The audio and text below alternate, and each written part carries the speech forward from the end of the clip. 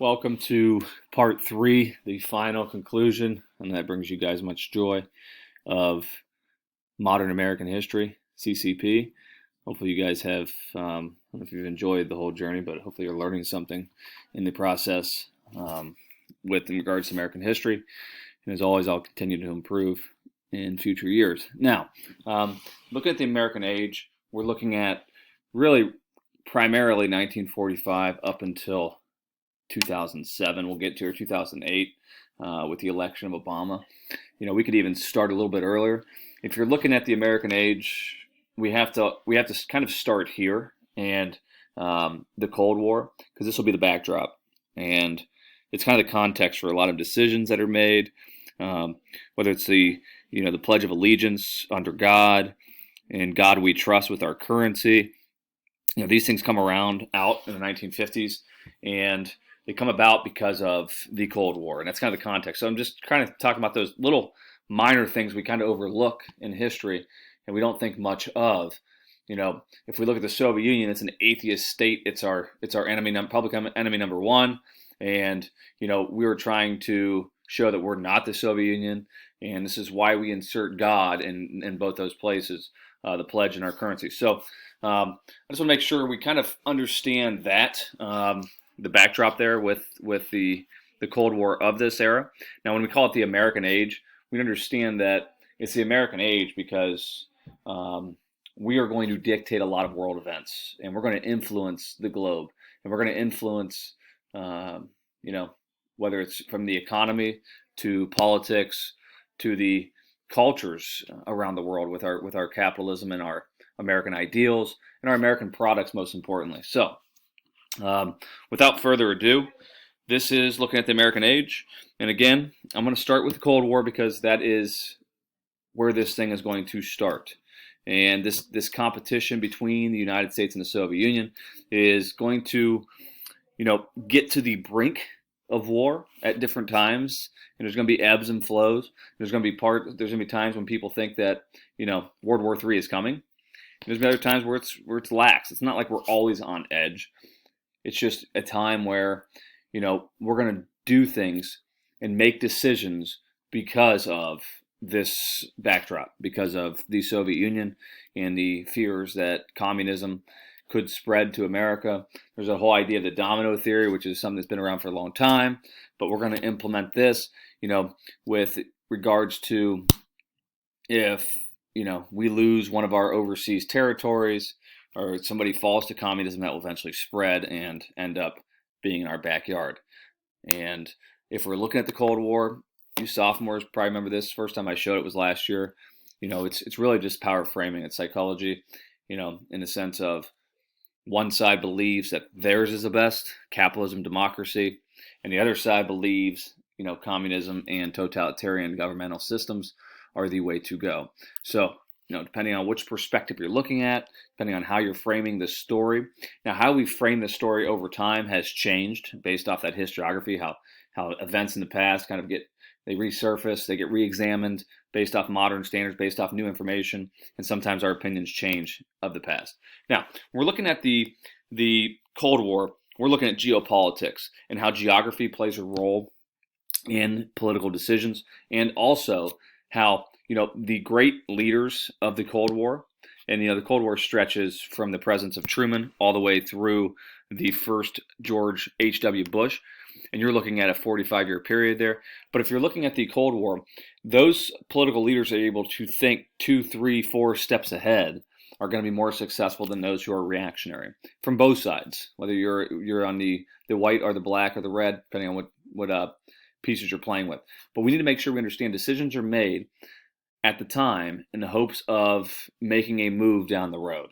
And some of these decisions made, for example, like Iran, us overthrowing their leader, their democratically elected leader, and putting in a person called the Shah, is going to lead to us not having a good relations today. So those moves that were made are going to have some effects that are long lasting down the road, and we'll talk about those in this unit.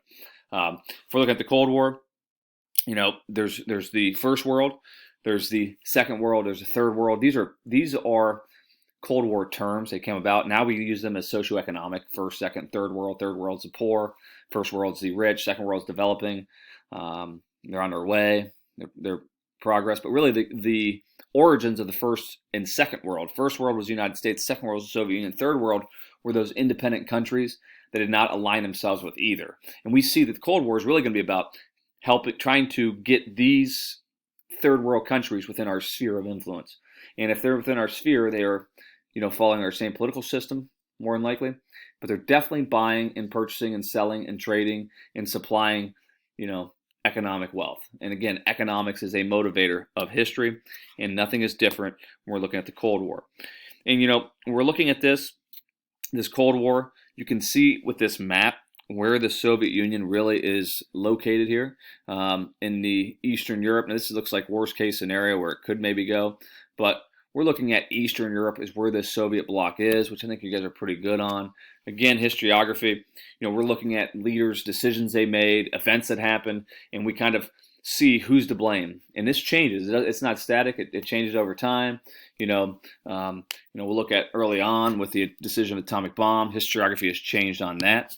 And looking at that. Now, this plays a huge role in the Cold War, in not only my opinion, but many historians' opinion. And it was something that happened in 1938. And you guys are looking at a picture of it. This was the Munich Conference. What happened in the Munich Conference is you have Neville Chamberlain here on the left. He's the English Prime Minister. And here's a Frenchman, I forget his name off the top of my head. And you have Adolf Hitler to the right.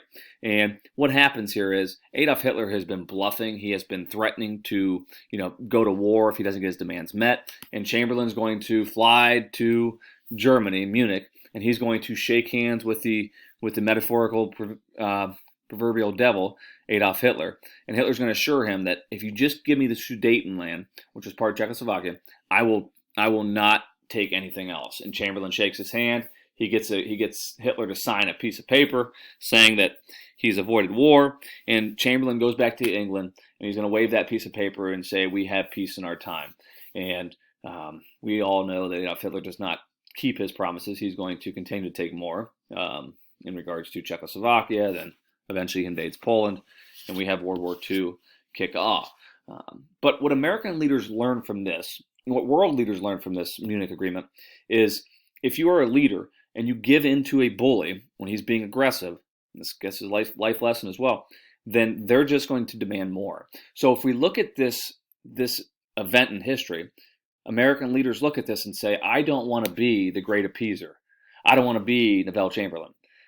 History does not look kindly upon him. Now, context plays a role here because Neville Chamberlain is going to try to avoid a Second World War, because we all know the First World War was so horrific. Now, if we're looking at this peace meeting, American leaders, we can replace this, Neville Chamberlain, with some American leaders in the sense of Adolf Hitler, in the sense of who they are. We think the Soviet Union leaders, Joseph Stalin, for example, we believe that he is an Adolf Hitler in the sense of he's trying to be a bully. And if you're going to have somebody try to bully you, you need to stand up to them. You need to be strong. And that's kind of the American approach. So every time the Soviet Union's asked for something, they want something, you're going to see American leaders looking back at Munich in the sense of they don't want to give in to that bully. So they're going to be very abrasive. They're going to be very aggressive. And they're going not to allow the Soviet Union to kind of get anything that they seek. And this will really kind of fan the fire somewhat if you're from the Soviet perspective. Now, historians really try to look back and figure out, where does the Cold War start? We could start with Munich. You could also start with the Yalta Conference. You could go back all the way to the Bolshevik Revolution if you'd like, World War I. But the Yalta Conference, I've read many historians argue the Yalta Conference is where it's at because you had an agreement in 1945, February, and where FDR, Franklin Roosevelt, and Joseph Stalin, and Churchill's here as well, but these two are the main two players, the United States and Soviet Union by this time. They both know Germany is going to collapse here in the next few months. They're trying to make a post-war plan. What are we going to do after Germany falls? And this is where an agreement is made to Soviet Union. They're going to agree to attack Japan 3 months after Germany's surrender.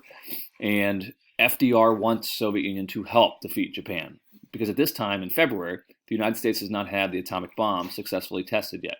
They don't know how long it's going to take. So FDR is wanting the Soviet Union's help. And in return, Joseph Stalin tells him he wants a free hand in handling Eastern European countries following the war. So FDR thinks that he can negotiate, he can work with Stalin. Um, we all know that this is not going to play out well for Eastern European countries. But we do know FDR, he shakes his hand, they have an agreement, and we know that Stalin is going to not allow for free elections in Eastern Europe. One of the promises he makes to FDR and Churchill. Instead, he's going to have his puppet governments, and he's going to expand his sphere of influence. Now, to give context to Stalin, he just got invaded by the Soviet Union. Russia just got invaded by the Soviet Union not once but twice in the last 2 world wars. They've had millions upon millions upon millions of deaths, and they want to make sure they protect their borders. And they just got in a long, protracted war with Germany. And again, they want to protect themselves from any future German invasion. So, if we're looking at the violation of trust, Americans argue that Stalin gave us promises. He did not fulfill those promises. So, as a result, again, this is the seeds of discord. You could argue, many historians argue, that Yalta is the reason. Another point you could make the argument, the Cold War, why it starts, is we look at the power of the individual in history. And in many regards, the fact that FDR is going to die in April 1945, somebody who could, somewhat relate to Joseph Stalin, who could work with Joseph Stalin, that had good rapport with Joseph Stalin, he's going to die. And when he dies, we're going to see him replaced by somebody who is not going to get along with Joseph Stalin. That'll be Harry S. Truman. And if you're looking at Truman, he's going to meet Joseph Stalin at a place called Potsdam after Germany surrenders. And on his way there, he discovers and finds out in a secret telegram that the United States have successfully tested an atomic bomb in the New Mexico desert at Los Alamos, Alamogordo. Now, if we look at this Los Alamos, the successful test, Truman is heading into this meeting with Joseph Stalin with a lot of leverage, in the sense of he now possesses a weapon that can wipe out Russia and its armies in a matter of seconds. And he's going to play this card at Potsdam. So these two are sitting in a conference. They've been meeting and talking about what they're going to do all day, what they want after this war is over. And towards the end of one of the sessions, Truman stands up and walks over to Stalin and tells him about the atomic bomb. And he's thinking that Stalin's going to be kind of flushed with anxiety and panic. But instead, Stalin keeps a straight face, said, I hope he put it to good use. And he leaves the room. Little did Truman know, Truman was kind of flabbergasted by the fact that Stalin didn't make any kind of visual motion towards being nervous. And he's kind of curious to why. But Joseph Stalin's going to walk out. And he's going to make sure he tells the scientists, sends a telegram to them. You need to hurry up. Americans have the bomb, and we need to speed up our research. And we'll see the Soviets successfully test the atomic bomb 4 years after the Americans. Now, America did not believe that the Soviets would have an atomic bomb until at least 10 to 15 years later. But again, it's going to be 4 years. And again, if historians want to cast maybe stones at Truman a little bit, we were allies during this war. Maybe you share the atomic secrets. Maybe you establish that trust between these two, contrasting ideologies, political systems, economic systems. But instead, we keep the secrets. We have an atomic monopoly. This is going to scare the Soviets, and Stalin's going to realize that long protracted war against the Germans is going to be all for naught, because he will still be a second-rate power, because they do not possess the same military hardware as an atomic bomb. But again, if we're looking at these two leaders, they don't get along, they don't trust one another. And again, here's an example. Here's a picture of Alamogordo at Los Alamos. Atomic bomb went off. There's the atomic monopoly. We're going to use that on August 6th and August 9th, as you guys saw in the World War II lecture, on Hiroshima and Nagasaki, helping bring a close to World War II. And the Soviets will actually invade northern Manchuria. They will head up down the North Korean peninsula, which will set the stage for a future conflict in Korea. But the Soviets will be scared in the sense of us having that atomic monopoly. And if we're looking here, as I mentioned, it helps bring a close to the World War. And we have the legendary kiss here between the sailor and the nurse. And This is going to bring close to World War II, and